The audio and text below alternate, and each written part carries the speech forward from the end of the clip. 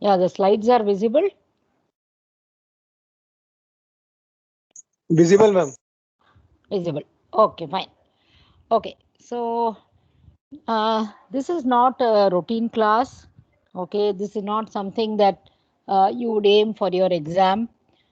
This is some concepts in diabetes based on some trials, and this is inspired by the fact that the three PGs posted with me struggled to name even some major landmark trials in diabetes.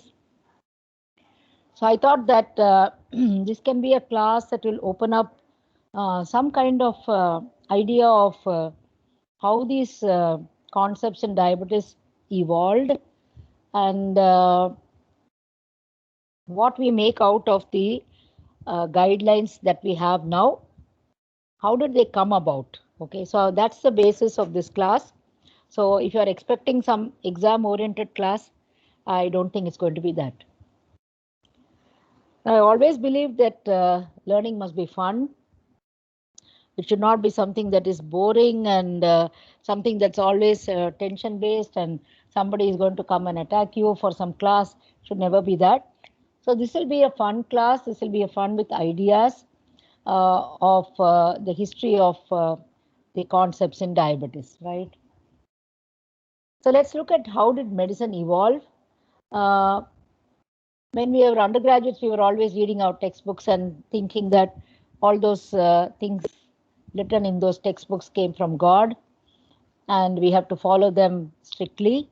And I don't think we even questioned from where these things came. But for every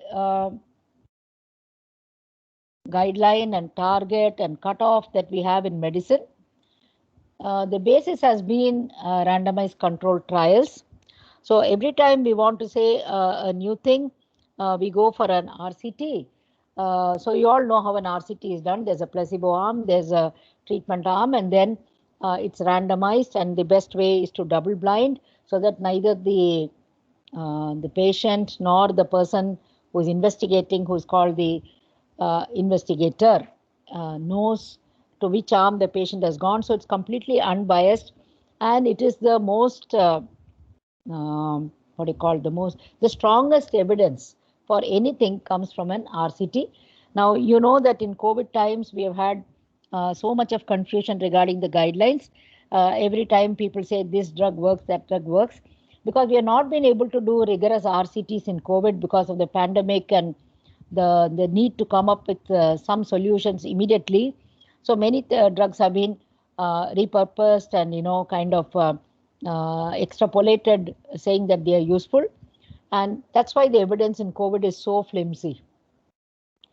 Like we said, RCTs are the most rigorous forms of data gathering and data interpretation, and possibly the best way to find an answer to any research question.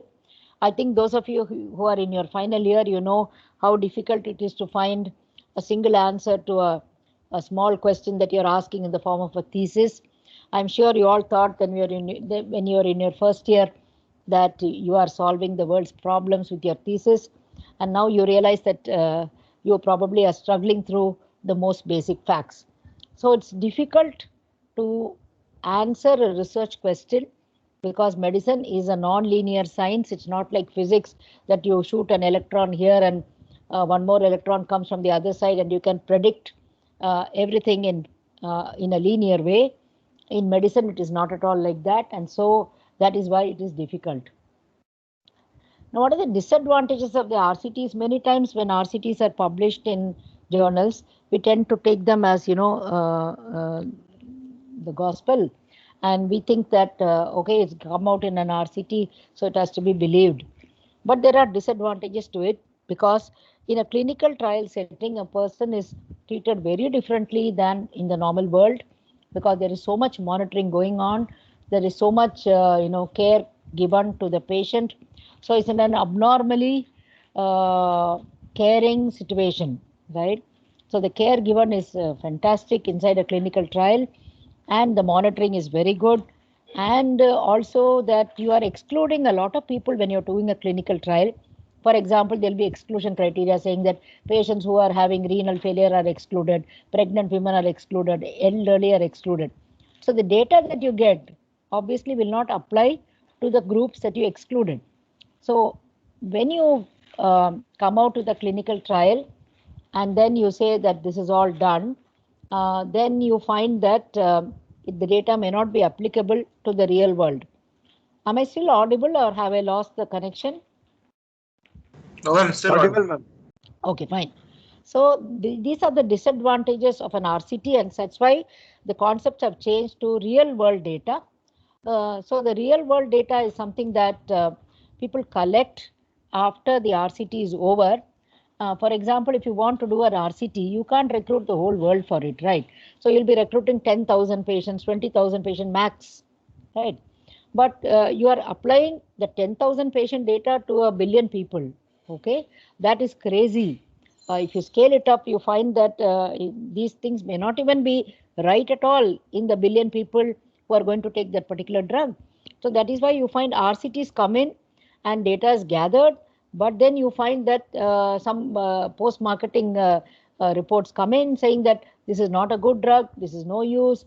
For example, you saw remdesivir in the ACT trial, which came out and said that, oh, it's a fantastic drug, it decreases the hospital stay by 5 days. And Anthony Fauci came and said that, oh, it's a really good drug. And then the whole world is running after that. And then the WHO came out and said, it doesn't do any difference. So you find these things keep changing because whatever you may do, however rigorous you are managing only a very small population, and then you're coming and telling that to the whole world. So the real world data is the most genuine. That is why you find that many drugs have come and gone, and some have been banned after being used. I remember rosiglitazone, which I used to write for nearly 4 or 5 years before it was banned, and said that the FDA issued what we call as a black box warning, and then it was completely out of the market. So these things happen. From being a celebrated drug, some things go off. That is why drugs which have lasted the lifetime, for example, metformin, sulfonylurea, however much people tell you that, oh, these are not great drugs, SGLT2s are better, things like that, probably you can't go by that because SGLT2 has not finished the 50 years that metformin has done. So that's the difference, right?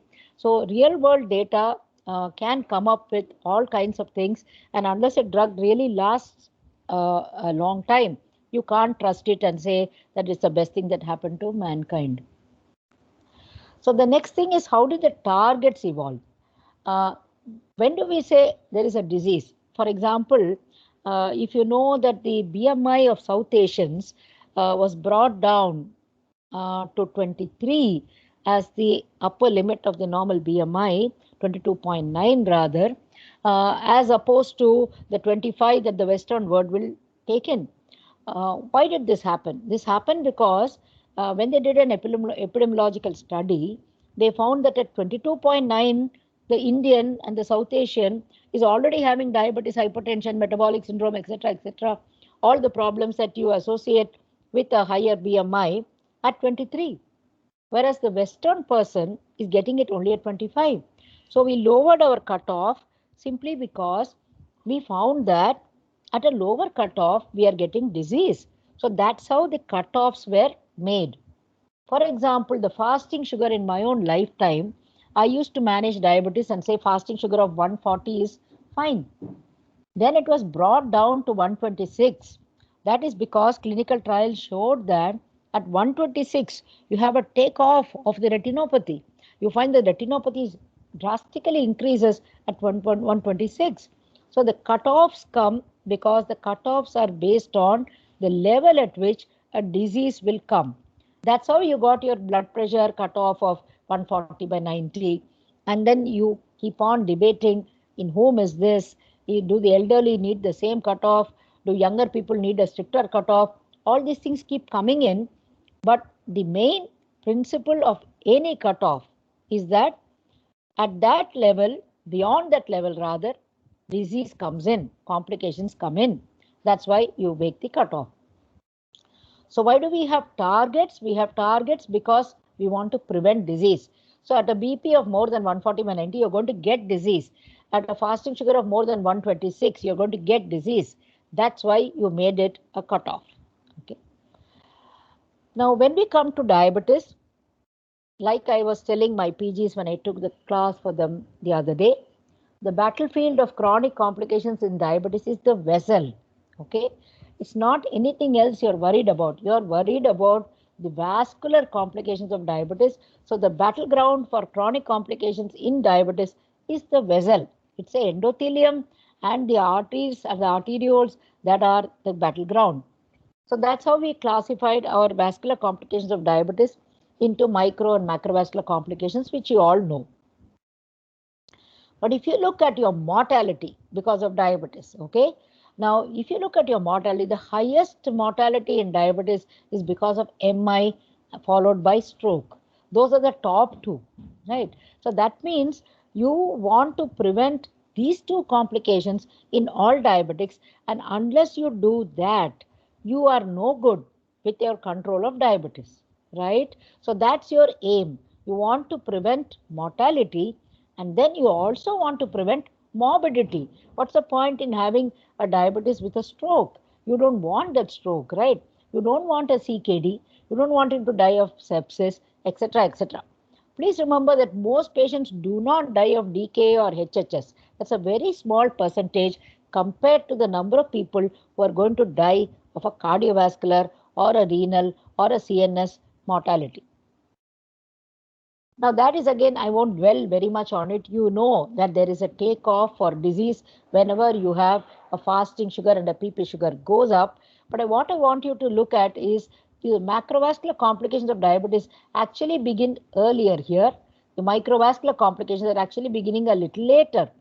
It is probably related to the hyperinsulinemia that is present in type 2 diabetes. This is about type 2 I'm talking about, where the macrovascular disease starts. So again, we don't know at what level of diabetes is macrovascular complications going to begin. And so there is a lot of debate on this, which I will discuss in this class. Now, these are the two trials that I wanted my PGs to know. And so this class is dedicated to them.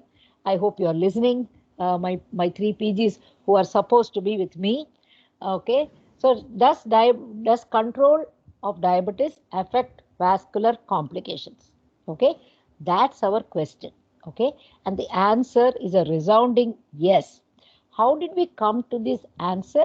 We came to it with two landmark trials called the DCCT and the UKPDS. DCCT is Diabetes Control and Complications Trial, which was done in type 1 diabetics, and UKPDS is United Kingdom Prospective Diabetes Study, which was done in type 2 diabetes. This is all given in Davidson, but I think because in our exam-oriented mindset, because nobody is going to ask you DCCT in a UG exam, so nobody reads. But I feel that at least as postgraduates, you must learn to go beyond an exam, because there's no exam happening after your MD or your DM or whatever you finish. After that is real life, which is the biggest battleground. And unless you know how to interpret any journal article you read or the data that comes from a textbook, if you do not have that sense in you, then you will be swayed up and down like we have been done in this COVID pandemic. So let's take the first hypothesis that I'm going to discuss with you today. That is, blood sugar control will reduce vascular complications. That's our hypothesis. And control, we will take it as the A1C. The A1C is the marker of control. So when we say blood sugar control, we are talking of A1C being on target. And the first evidence for this came from the DCCT and the UKPDS. So DCCT was published in 1993, okay, and it was published in the New England Journal. This was the effect of intensive treatment of diabetes on the development and progression of long-term complications in insulin-dependent diabetes mellitus. We were calling this as IDDM and NIDDM for a long time before we changed it into type 1 and type 2. So that's why this article says this is NEGM. So you can see how the NEGM looked those days, and this was a landmark trial. So this trial ran for 10 years, 1983 to 1993, organized by the National Institute of Diabetes and Digestive and Kidney Disease, as it was called then. And the study compared the effects of standard control of blood sugar with intensive control. So you had two arms in this study. One was the standard arm, one was the intensive arm. So it's a parallel arm randomized clinical trial. Study population, you had 1,441 IDDM. Okay, so you had a good number, and there was a primary prevention cohort with no retinopathy and secondary prevention cohort with so many people with mild retinopathy. Look at the arms that they had. They had two arms. One is the intensive arm where they used insulin pump or 3 daily insulin injections, whatever they may be, or the conventional arm where they were using 1 or 2 insulin injections. Obviously, those days, the insulins that we had were regular insulin, NPH insulin, and of course the pump those days. And monitoring was intense in the intervention arm. Multiple SMBGs, that's your self-monitoring of blood glucose, including a 3 AM sugar, was done in the intervention arm. In the control arm, it was not so seriously monitored. So you had two different arms. And look at what happened to the results. So when they saw the A1C and between the intensive arm and the control arm, there was a difference of 2. A1C of 2 was the difference between the conventional arm and the intensive control arm. Okay, here they did multiple injections and very good monitoring. Here they did not many injections and not much monitoring. And they found a 2% difference in those 10 years. And you can see that the A1C starts to fall right in the beginning. Okay, so look at what happened to the various vascular complications of diabetes in the DCCT. It was a very good effect on nephropathy outcome, both primary prevention and secondary prevention. You can see the curves here diverging. There's a 34% reduction here also, and here also 43 and 56% reduction in the micro and macro albuminuria, which happened in the DCCT. The very impressive this thing was for retinopathy, where you found that the intensive arm and the control arm, the conventional arm, had a much higher incidence of retinopathy, and the intensive arm had a much lower percentage with a very significant p-value. And this is what I was telling you, that you are preventing a vascular complication, right? So if you summarize the DCCT trial results, you find that this is again a very common graph that is shown to you. The retinopathy, nephropathy, neuropathy, and microalbuminuria, all of them were less when the A1C was less. So it really came down, and this is the reduction in all the three things that we are talking about, which are the microvascular complications of the DCCT came down very much. Now the other trial was the UKPDS, which is again diabetes control and complications, but this is in type 2 DM. So that's the UK prospective diabetes study. The acronym is UKPDS, and this was a 20-year-old study, okay, ran for a long time, 1977 to 97, and again recruited 5,000 patients newly diagnosed type 2 between these years, and with a fasting sugar of whatever, and they were randomized to conventional and intensive therapy, and a very good follow-up for 10 years, and the range between 6 and 20 years. Now, I will explain to you how difficult this is a little later, but anyway, let's go in. And what are the drugs used in UKPDS? Those days we had only sulfonylurea, metformin, and insulin. That's all they used. Okay, there were no gliptins, there were no SGLT2, none of the other thing, no glitazone, nothing was there, just this. And look at the antihypertensives they used. They used atenolol and captopril. Okay, now many PGs I have found, they will be hesitating to prescribe one beta blocker to a fellow with diabetes, saying, oh, beta blockers cause diabetes, beta blockers will mask hypoglycemia. All rubbish, isn't it? In the biggest trial in the world, atenolol was used very much as the only antihypertensive drug. So It's foolish to think that beta blockers are in any way harmful for diabetes, because what you don't realize is, okay, there are these things under the drugs causing diabetes, one beta blocker will be written there. In what percentage, isn't it? What you're not understanding is what is that side effect, to what magnitude, and in what percentage. Actually, it's very, very trivial. So though it is listed there, you shouldn't get so scared, because in real life experience, nothing happens. Now you look at the UKPDS. What are the conclusions of the UKPDS? Now you find that in UKPDS also, there was a significant uh, reduction in macro and microvascular complications. As you can see in this, you can see myocardial infarction came down, microvascular disease came down by much more percentage. You can see all the microvascular complications are very impressive. The myocardial infarction is okay at 16%, and your reduction of A1C is 0.9% in the UKPDS. Now, the most important thing that we must remember is that 70% of diabetic patients died due to cardiovascular disease. And this is a meta-analysis of 102 studies which was published in the Lancet, and it shows you that diabetes confers a twofold increase in risk in coronary artery disease, major strokes, and death attributed to vascular diseases. And again, this is again evidence of myocardial infarction and microvascular endpoints. So you can see that here again, the myocardial infarction, the relative risk reduction was 14%. The microvascular complications, it was 37%. And it was concluded that this was even below the 7 A1C, this advantage was there.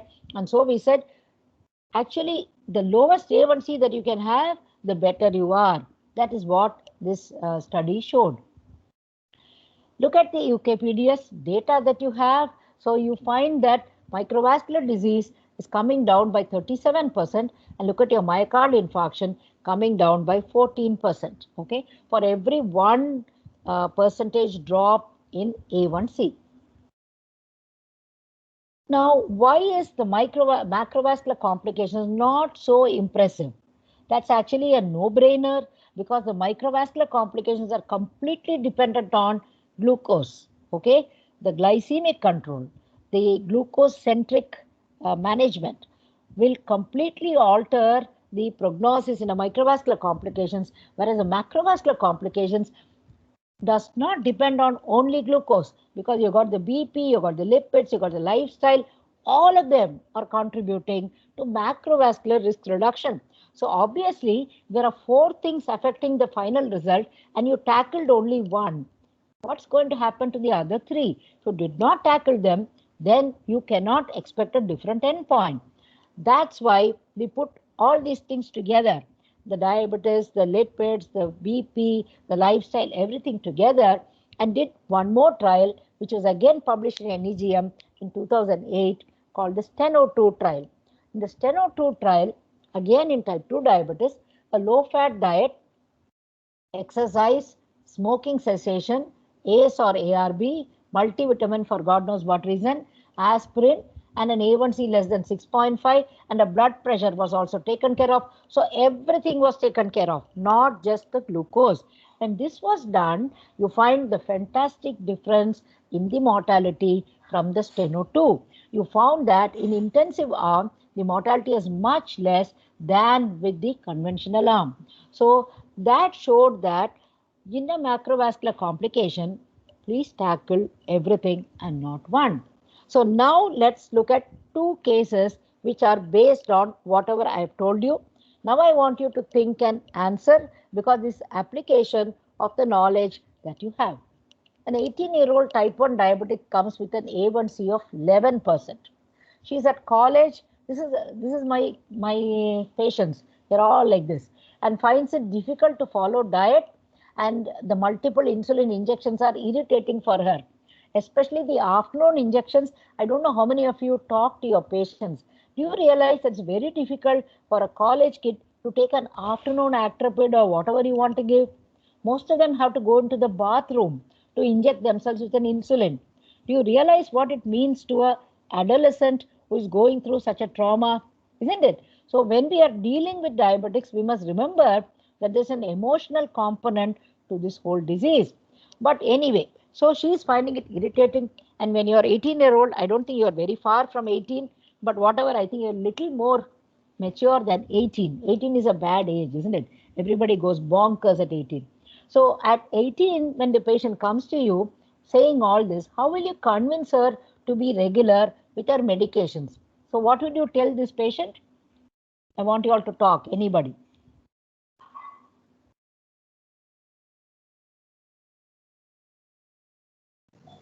Ma'am, we can explain the risk about, like, in case the sugars are not controlled, that complication we can explain her. Correct. We should, isn't it? Without scaring the patient, because she's a young patient and you have the DCCT in your head, right?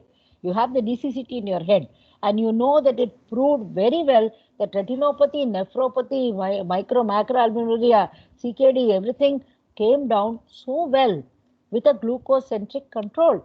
So you should tell, if your patients can understand, okay, you should tell, or at least you must convince the parents. That sometimes parents say, oh, it's okay, doesn't matter, let the A1C be a little higher, next time I will control. But sometimes I take the parent aside and talk to them and tell them that this is not right. What you're doing for your kid is not right. By the time your kid is about 40, they will go in for probably some dialysis. Now, do you want that? So you have to be a little more patient, spend a little more time and explain to them. The next question, what should be her target A1C? Now she's 11. What should be the target? Ma'am, ultimately 6.5 we can target at. She is at young age now. So Yeah. better to have a good strict control. Yeah, as low as possible without hypoglycemia, isn't it? That's Yes, the way ma'am. it looks at. So as low as possible without hypoglycemia. So if they are 6, oh, you're very happy. If they're 5.7, you should say great. Hopefully you don't have hypo. But it's easy to say, difficult to do, because many type 1 diabetics go into hypoglycemia and they are very, very scared of their insulin after that. So that's another topic. So I won't go there, but we must convince that our target must be close to 6. Okay, that's a strict target that you would give this person. Now we go to the second case. A 56-year-old diabetic comes with MI. He is recovering in the ICU after an intervention. You are called for a consult for his sugars. His current A1C is 7.1. His BP is 160 by 100. He says he has always controlled diet and drugs and his sugars are always controlled. He is disappointed with modern medicine, saying that his control of sugars was in vain. He probably wants to take some Patanjali medication. Okay.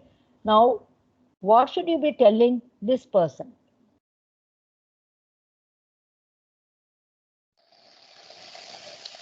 Under the conference, Yeah. even the BP could also be correct. Yeah. The BP should be controlled. Then?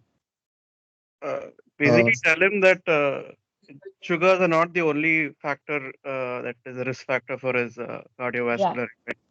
Right. Other factors playing his lifestyle, his uncontrolled hypertension. Okay. Okay. Right. Isn't it? He never told you he smokes, right? So how many of you, when you went for a consultation in cardiology, sat down and asked the patient what is his lifestyle, right? So you should ask, because this is a macrovascular complications. You are not dealing with only glucose, and his disappointment with glucose is justified because glucose is not the only thing. So you should have controlled his lipids, his weight, what is his ideal body weight, what is his his BP, and the point that he smoked. Right? Smoking and diabetes is a double whammy for anybody. So the next time you see a consultation for a stroke or an MI and you're talking to your patient, you will think of the UKPDS, right? And you will think of the Steno-2 trial, and you will think that it's not just important to control glucose. This person must have an all-round control, including diet and exercise, right? Of course, diet and exercise are important for type 1 also, but in type 2, because it has got other benefits on the heart, on the blood pressure, this should be done. Okay, many times we don't do it. We just write, okay, your sugar is so much, I have done whatever I needed, put one more drug and walk off. Please explain to the patient that you got your heart attack because of not only your sugar, but of multiple other things. Okay, now I am switching gears and going on to yet another concept. Now, what happened after the DCCT? Say they followed up these fellows for 10 years. Huge, huge. That's really a fantastic follow-up. Okay, I know it's very difficult to follow up patients even for 6 months, right? Now, after that, they were let loose, right? The conventional people were asked to switch to intensive treatment because the intensive group had so much benefit. So people in the conventional group were told, okay, please don't be in the conventional group, start controlling very well, because you remember the other fellows who were in the same trial, they have done extremely well. So the conventional group started to come towards a lower A1C. The ones who were in the intensive group took a holiday, right? So they were fed up of this 10 years of control. So actually you find that both of them almost merged. Okay, so after the DCCT, the conventional and the intensive group actually came to an A1C somewhere in the middle and did not have the separation that they had. So there was a follow-up to the DCCT, which was called the EDIC trial. Now the EDIC trial is here, the epidemiology of diabetes interventions and complications, called the EDIC. So the EDIC began when the DCCT ended. So DCCT ended in 1993, EDIC began in 1994 to the present. That present was 2014, etc., etc. So it was a long follow-up for these people.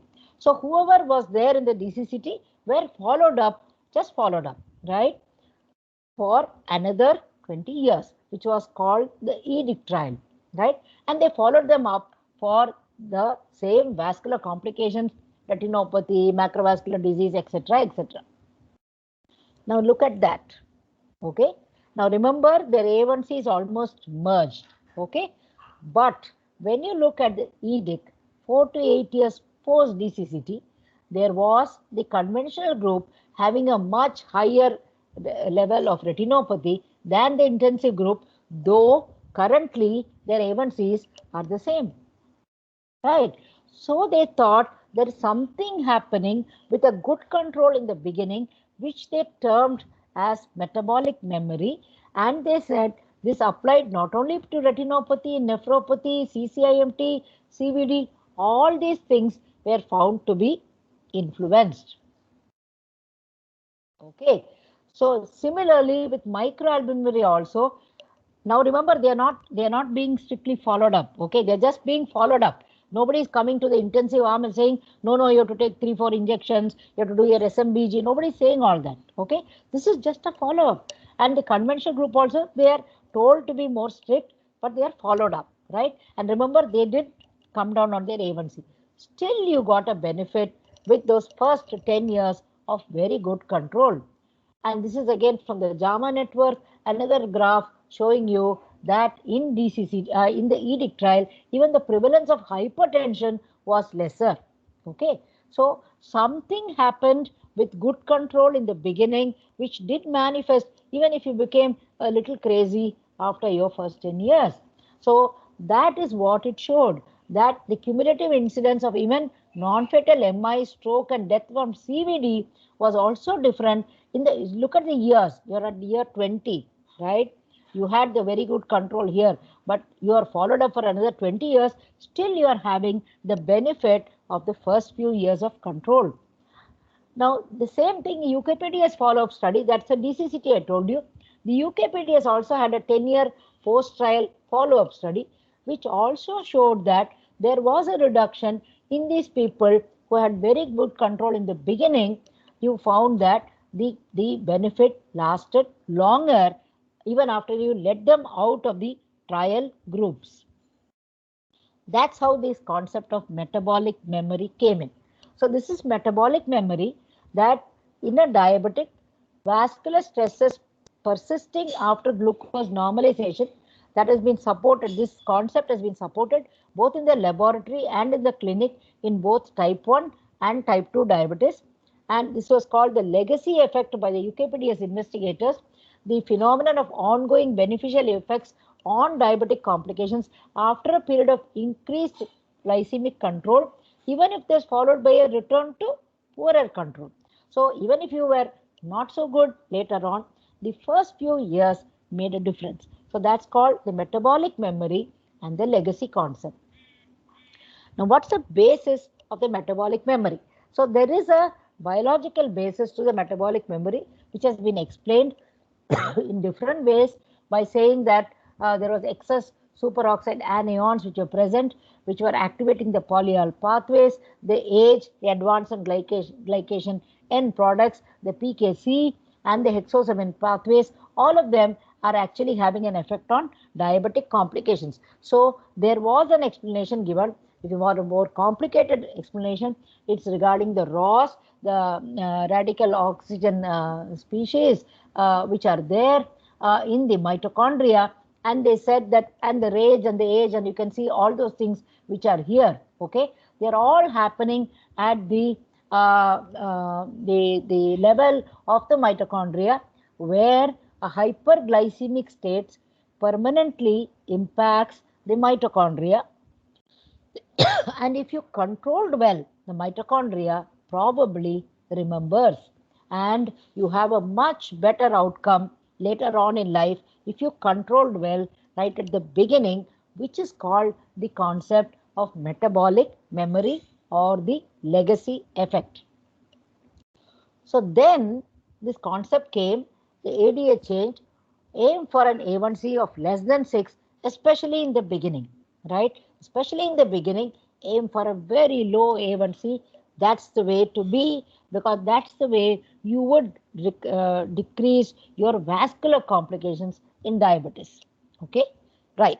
Now I finished half the talk. I'm just going to spend a little 5 minutes on what I thought you should know. There's a very different world out there beyond your exams, beyond your course, which is the clinical trial world, which is what you're learning from your NEGM, from your Lancet, from your JAPI, whatever. Okay, that's a world of clinical trial.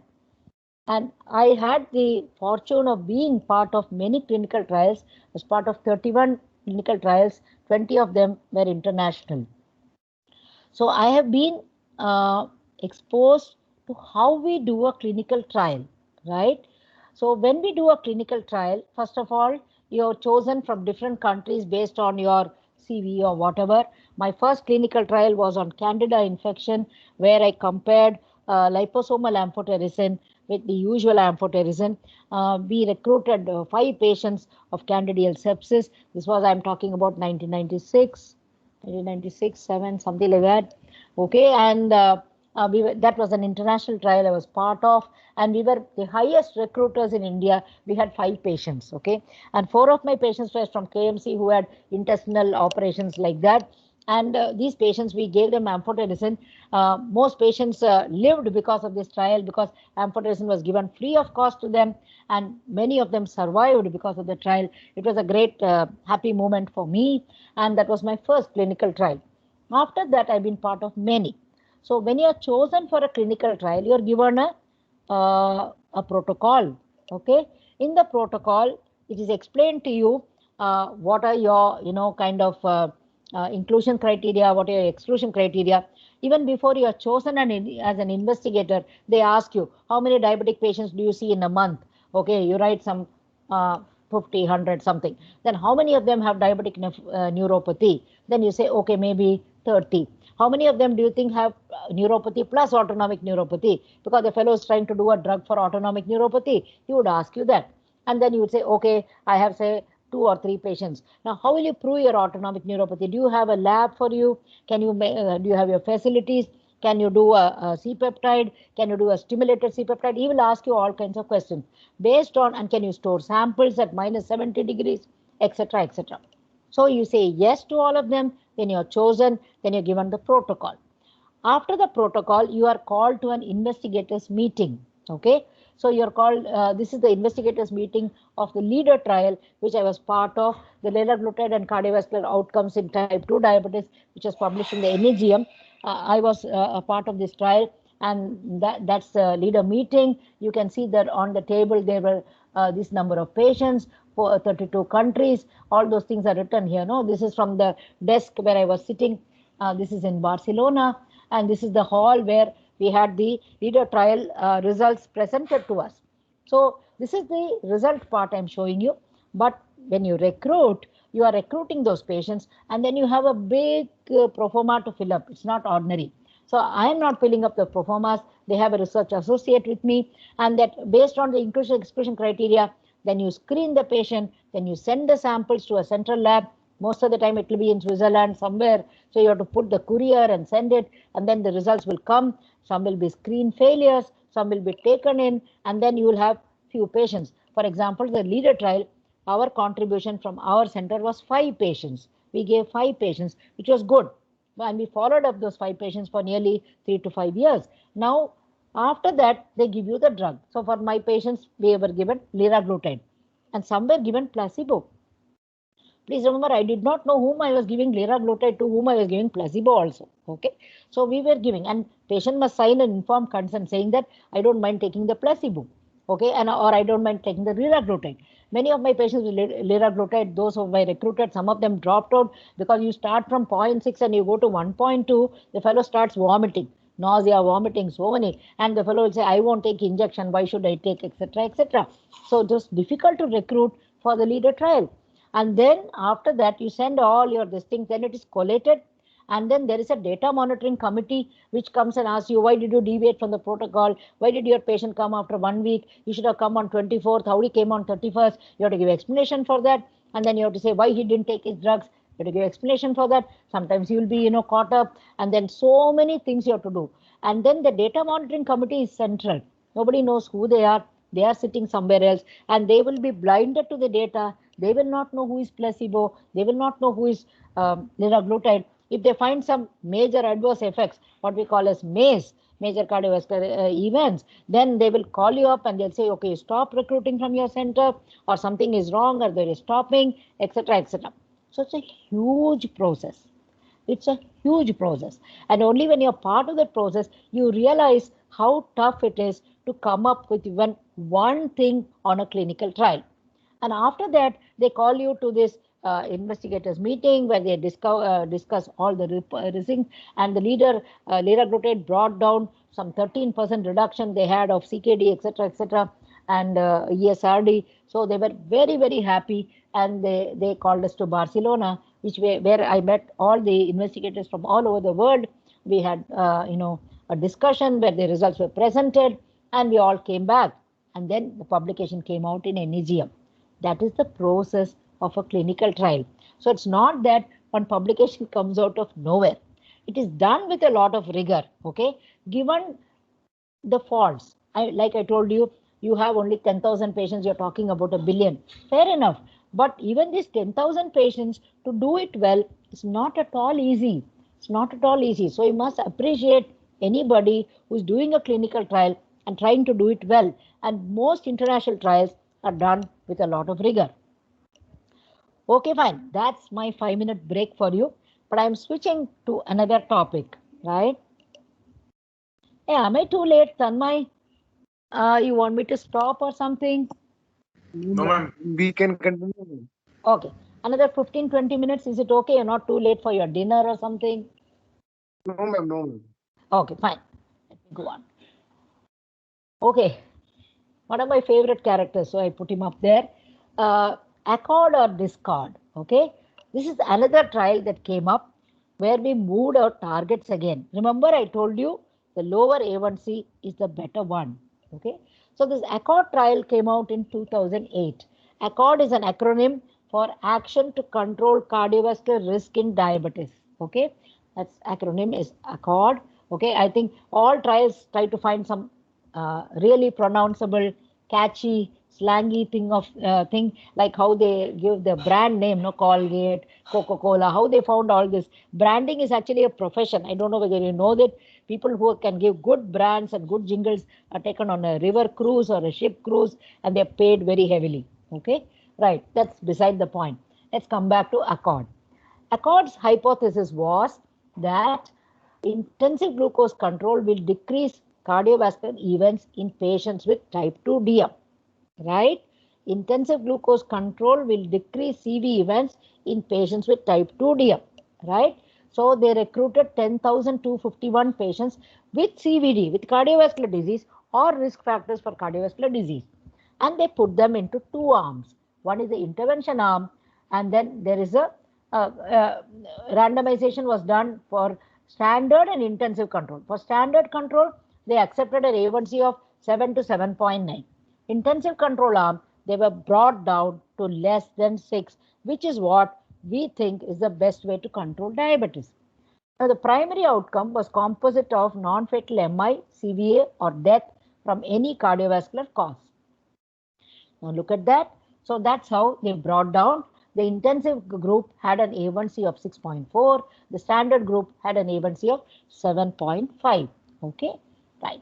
Now look at the mortality trends. Okay, so you're beginning here. You remember you're beginning here and going this side, and you found that the mortality was higher in the intensive arm compared to standard therapy. Okay, so more people died in the intervention in intensive arm than in the standard arm. And so when these results came out, the trial was actually halted. It was stopped by the data monitoring committee. Remember, I told you there's a data monitoring committee up in the sky, which is taking care of all these 32 countries or whatever number of countries and the 10,000 patients who are coming from there, and their data is being analyzed. So they found a higher death in people who are in the intensive arm, and so they had to halt the trial in the intensive arm and they were switched to the standard arm. Okay, they were switched to the standard arm, and you can see the numbers here. I won't go into that, right? Two more trials came out at the same time. One was called ADVANCE, one was called VADT. Okay, ADVANCE was action in diabetes and vascular disease using diamicron, and VADT was Veterans Affairs Diabetes Trial. So two more trials came about around the same time, 2008. So you had the ACCORD, you had the ADVANCE, and you had the VADT. Now, a comparison between the three trials, all of them tried the same thing. All of them tried to say you want an A1C of 6.4 or closer to 6 versus 7.5. And so all of them targets were almost the same, except VADT was in veterans, so they accepted a higher target. And here you found that in advanced, in microvascular, there was no difference between the two groups in ACCORD and VADT, but in advanced, you found a relative risk reduction of nephropathy. This relative, please understand, 21% is not absolute. 21% is if you came down from 5 to 4, you are 21%. You understand? Absolute risk of 5 to absolute risk of 4, if you come down, your relative risk reduction is 20%. You understand that? Right. So retinopathy came down by 5 and it was non-significant. But here what happens? MIs came down, but risk of death was more in the intensive arm. Okay. And there was a reduction, but nothing much here. And glucose control had no impact on CV events. So 2008 was a disappointing year for the people who said that the diabetes control must be close to 6. Okay. And again, you see the meta-analysis of all the trials favoring intensive trial was very little. Okay. Less intensive, more intensive, and all of them favoring less intensive rather than more intensive. And especially if you're going to die because you got into a trial, now that would be sad, isn't it? Even if you had no benefit, doesn't matter. But the risk of death was more in people who were controlled too much in the ACCORD trial. So what went wrong? So that's when the question came, what went wrong? Why are we wrong in aiming for an A1C, which was proven so well by the DCCT, by the UKPDS, by the follow-up? What happened? Now, if you look at the comparison of where the UKPDS started and where the ADVANCE started, you will see that the UKPDS did not go below 7. Their target was only 7. But after that, the ADA came down and said, make it 6. And the ADVANCE came down to 6. So you remember that they were shifting their A1C targets lower and lower. And this is the ADVANCE results, which is only showing one good thing, that is nephropathy, new or worsening nephropathy came down by 21%. Relative risk, not absolute. Okay.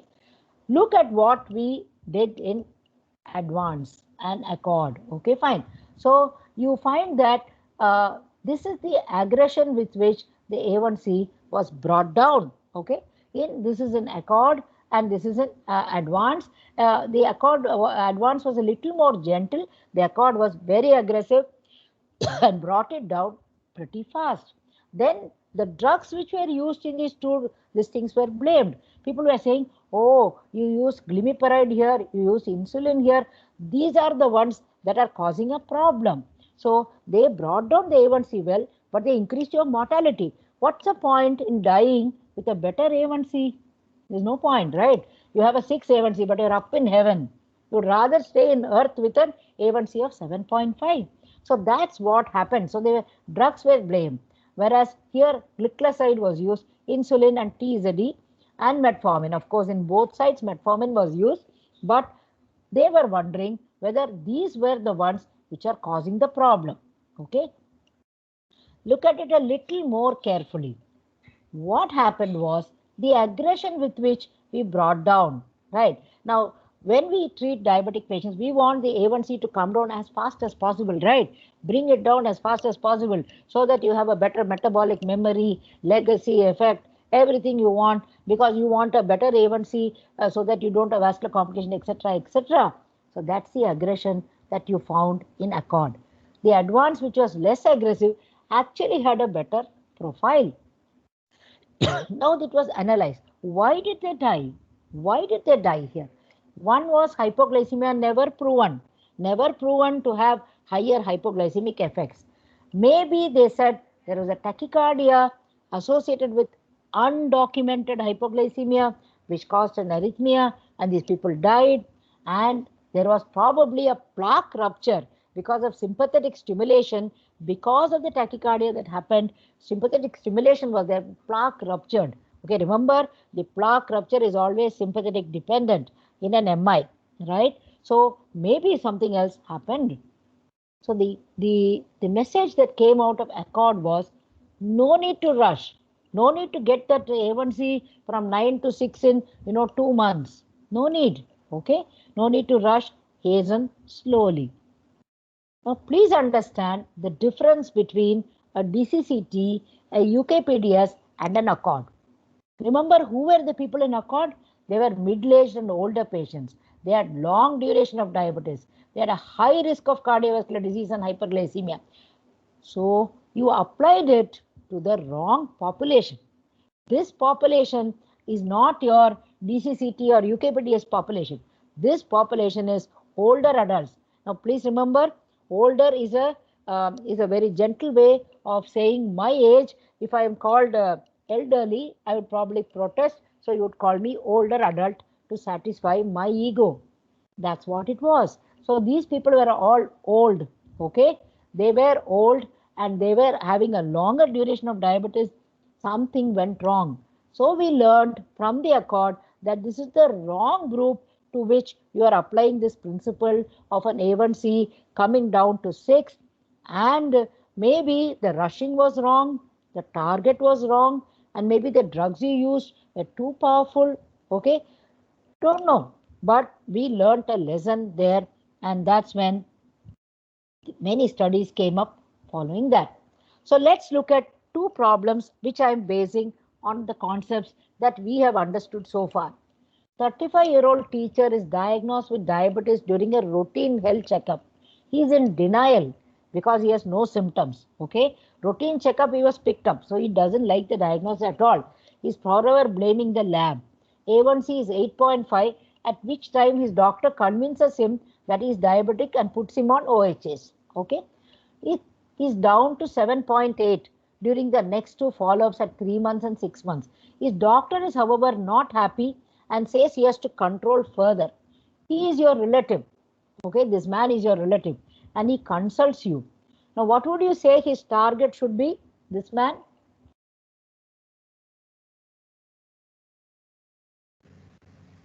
Yeah. Less than intensive control being done. 6.5 will keep. Okay, you have to go for a 6.5, right? Because of two reasons. One, he's young, right? He's got a long way to go into diabetes. He's got 30, 40 years of diabetes staring at him. So you want him to have good control. Two, you want good metabolic memory in him. Good metabolic memory. So at least the first 10 years, you're going to be on his neck and tell this relative of yours who's fighting with his doctor, saying that I came down from 8.5 to 7.8, I'm actually doing good. You should tell him that no, no, no. And in him, you should not hesitate to control fast because he's going to tolerate that reduction. Okay, fine. So in him, you don't have to hasten slowly. You must remember your metabolic memory. You must remember your legacy effect. And you must tell this man, your target is close to 6.5 and you have to reach the target as soon as you can. And you will remain in that target at least for 10 years. Right? That's your advice to him. Okay. Let's look at the next problem. Your grand uncle who is 75 years, okay, is a diabetic hypertension IHD for 15 years. He goes to the hospital for a UTI and is found to have high sugars and is put on pre-mixed insulin.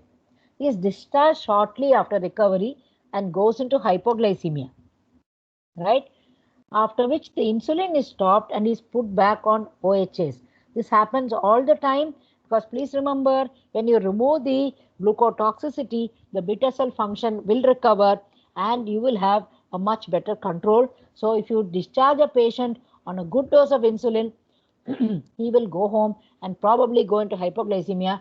And it's a bad thing in a 75-year-old man who's long-term diabetic. His autonomic function will be poor. He'll probably go back to neuroglycopenia rather than shivering and shaking and feeling hungry. So 3 months later, his A1C is 7.5 and his doctor wants to control his sugars better. He rings you up and sends you his reports on WhatsApp.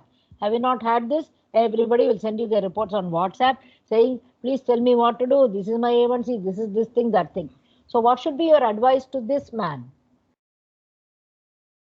I mean, he basically 75 years. We will not target intensive control. We'll just that HbA1c, I guess 7 to 7.5 is fine for him. Just we can ask him to monitor his fasting and ppbs. That value we can ask him. Correct, correct. So you're going to be gentle in him, right? You're not going to rush. Your target is more lenient, okay? Because you're looking at, you don't have much of life left in this man. So you don't want to put him into hypoglycemia and then you don't want to do the accord experiment on him, right? You don't want to rush, don't want to be too aggressive, okay? You will not go fast and you will not go for a lower target, right? So you see how your mind changes when you come from a young person to an old person, and I'm giving you the scientific basis of why we do what we do. So that's why this is one of my favorite books. If you haven't read it, please read it. It's a fantastic book called Who Moved My Cheese. So you have moving targets in diabetes. So you have different targets at different times. Okay, so young person, strict target, go there fast. Old person, gentler target, don't go there fast. Okay, don't have to rush on the old person, right? And this is what shows you in a very nice way what should be your target for a young person and an old person. So here you see more stringent, less stringent. Okay, if risk potentially associated with hypoglycemia and other drug effects, then if you're going to get more hypoglycemia, then you be less stringent. Okay, if your disease duration is longer, then you be less stringent. Newly diagnosed, more stringent. Life expectancy is long, more stringent. Here short, less stringent. Important comorbidities are absent, be very strict. Here, don't do that. So sometimes I find even cancer patients you try to control to 6 and all. Why would you do that, isn't it?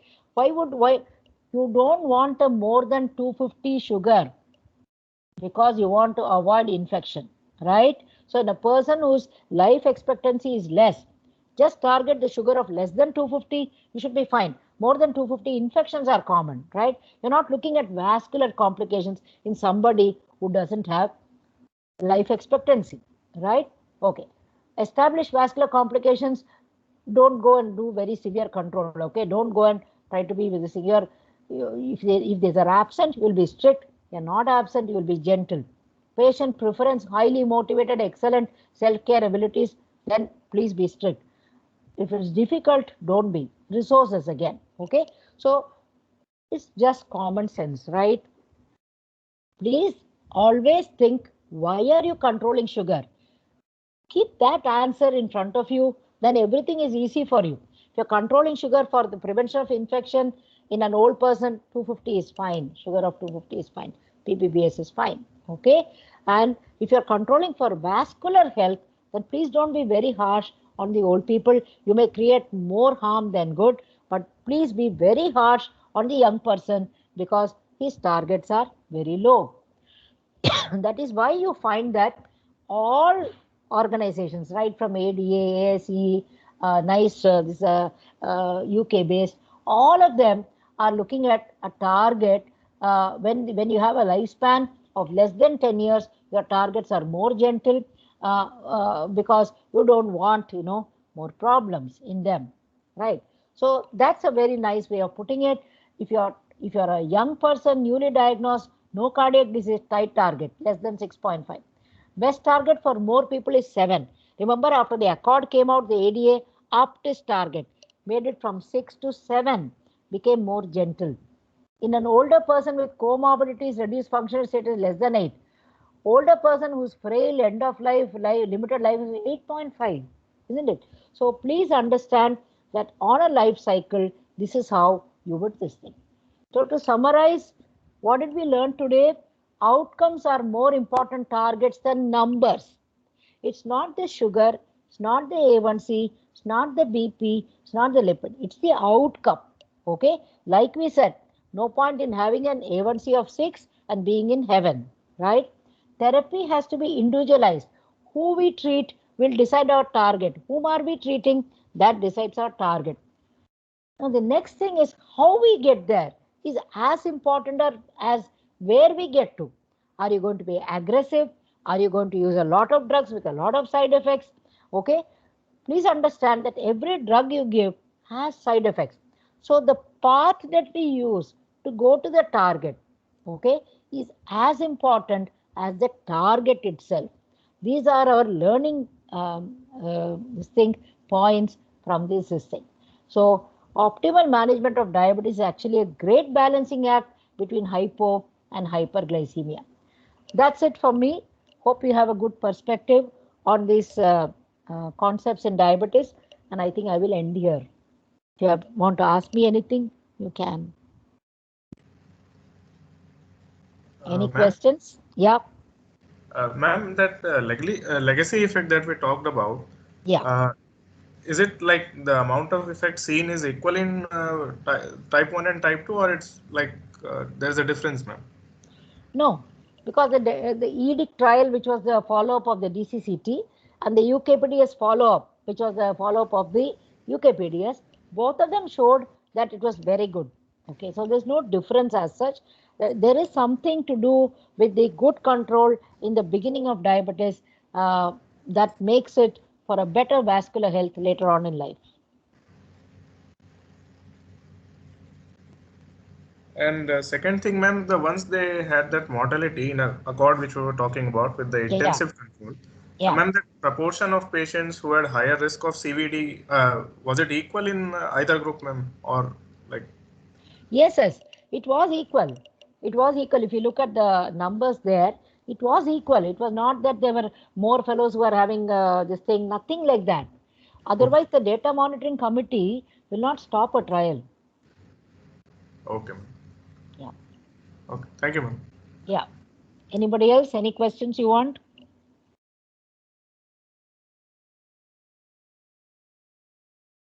Anybody else wants to ask me anything, please? Is there a specific age cutoff for this intensive versus less intensive, ma'am, or is it just a subjective age, at least based on these trials? It is a subjective age. Okay. It also depends upon, how many years into diabetes your patient is, and or how many years he has to look up to. Okay. So I would say 30, 40. Now we are seeing diabetes in India in the 30s, right? 30s and 40s. We used to read as 50s and 60s. It has come one decade earlier in the Asian population. So all these 30, 40 fellows, I always control them very strictly. Okay. I'll scream at them if they have an A1C of more than 7.5. Okay. I will see that they come down to 6, 6.5 like that. Right. As you go to 50 to 60, I would probably go for a 7. Okay. And over the age of 60, 65, I go to 7.5. My rough this thing is, if it is 75, I go for 7.5. If it's 80, I go for 8. Okay. Yes, ma'am. Yeah.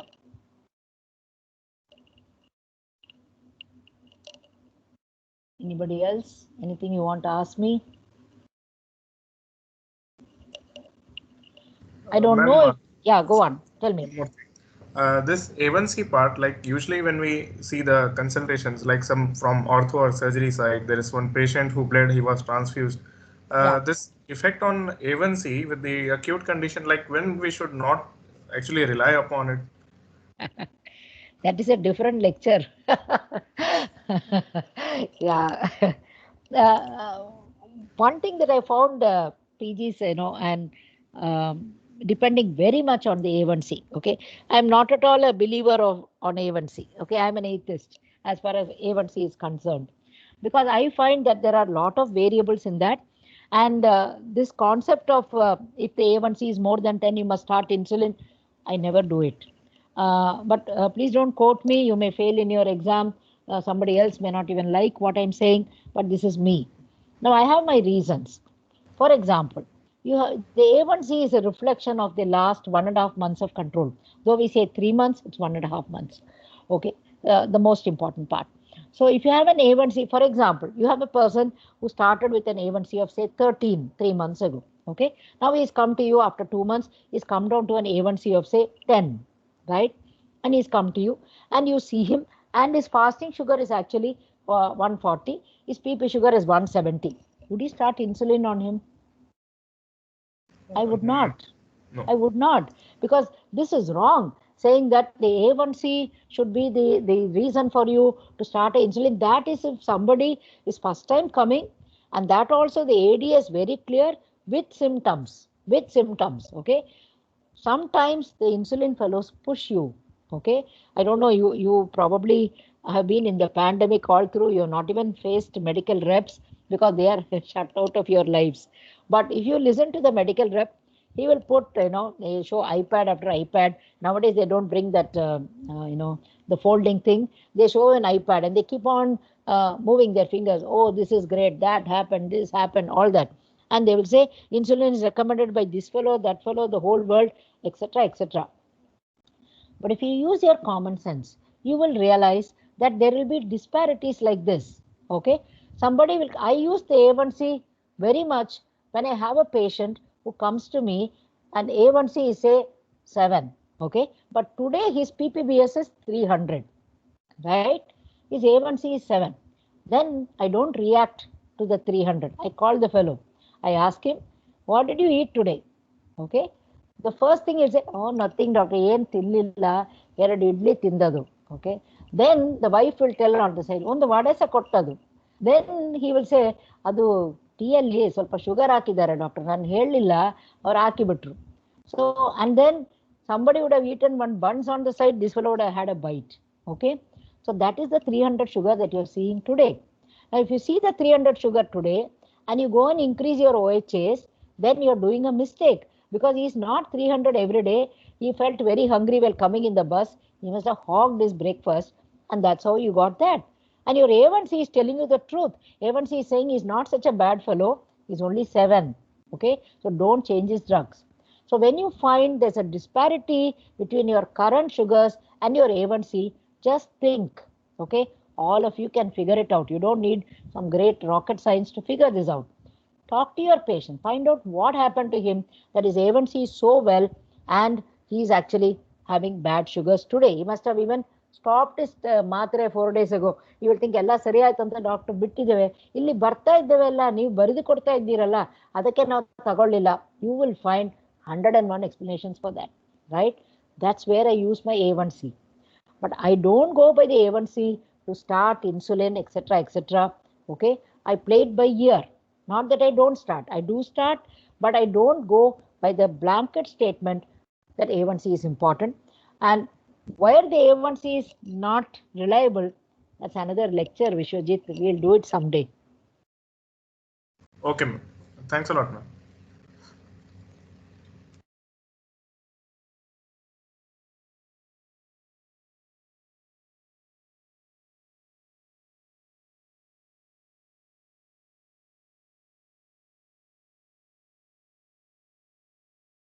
Hello, I think I lost connection. Could you hear me? Yes, ma'am, we could hear you till the last one. Okay. Because my computer said, hang on, we are trying to connect you and all that stuff. Okay. Any more questions? Any more questions? I think you should all read journals. You should all read about the trials. It's a very interesting field. And please don't worry only about your exams. There's a lot more to read beyond exams. And some amount of an extra knowledge gives you an edge when you're dealing with patients and when you're walking out as a consultant someday. Right? Yes. Okay. So shall we conclude? Okay. Yes. Thank you all. Thank you. Thanks a lot. Thank you, ma'am. Bye. Thank Bye you, bye. ma'am. Thank you.